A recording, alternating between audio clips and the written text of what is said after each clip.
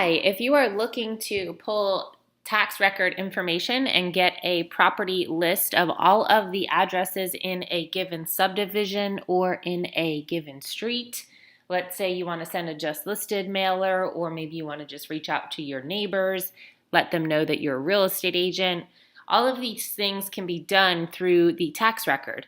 So once you log into the MLS and you are on your dashboard portal, go up to CRS tax data and select that option. And once you get into the CRS tax data, you're going to go over to prospecting at the top. And you have a couple different methods of how you're going to search here. So let's say I want to mail to my entire neighborhood. So I'm going to go to subdivision.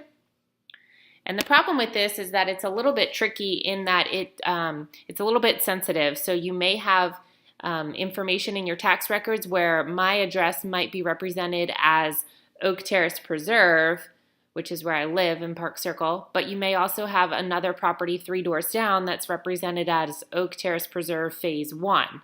And so it just kind of depends on how your subdivisions are labeled in the tax records. So it might be a little bit sensitive and you may have to add a few different reports to this, but let's just go general big picture here and type in the name of my subdivision. As you can see, there's options up here how I can do this.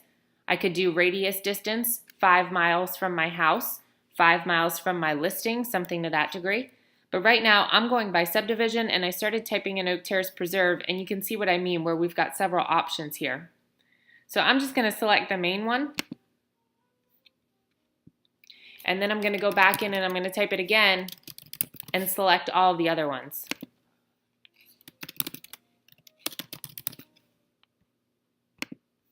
So I've got all of them there now, and I can click Update.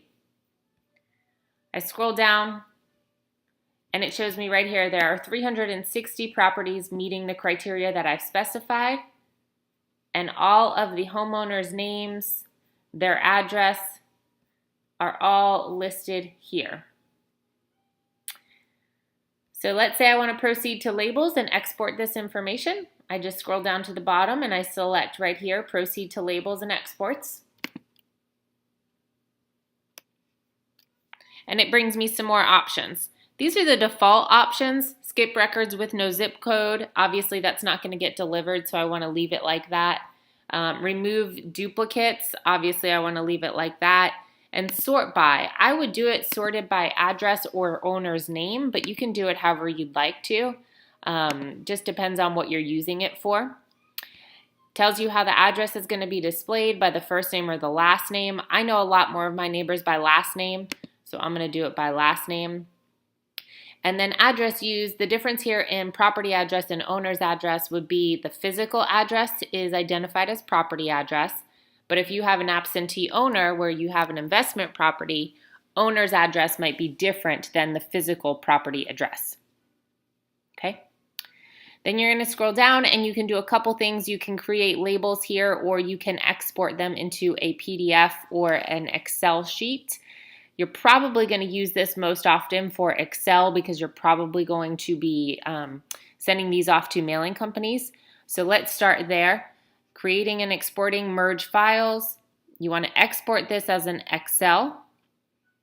So you'll see here addresses in Excel include all additional fields. Leave that the way it is. And you're going to hit export files.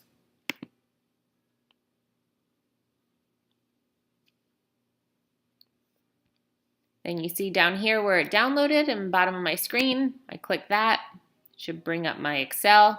And now I've got all of their addresses for my whole neighborhood all sorted right here.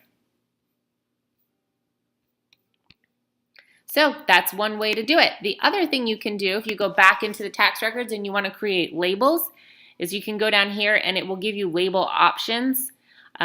This obviously depends, the label type depends on what type of labels you're using to print on, but it asks you some options. Do you want it to include Mr. or Mrs. on the first line?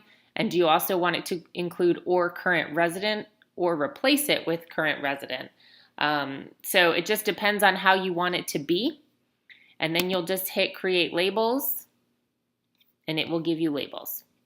So these are just standard labels. If you change none of the default settings, it will just create standard labels for you. And you'll have to put those, you'll put your labels into the bypass tray of the printer, and you'll just print them out from those PDFs that this generates. But most of the time, like I had said, you're going to use the Excel data export, and you're going to leave that default setting the way it is right here in the Export Merge File section. Click on export, and then you are good to go. One last thing I'll show you when creating a prospecting search. If you start back from the beginning and click on prospecting again, let's say you just received a listing and you want to reach out to the people who are 5 miles from the distance of your listing and let them know. You can go to radius search, type in the street number. I'm using my house as an example. And radius in miles. Let's say 5 miles from my house, update, select my address,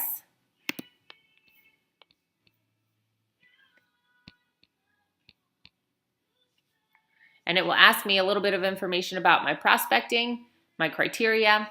I'm going to leave this all the way it is, and it shows me that I've got 4,730 homes within that criteria, within 5 miles of my house. So you could do it that way.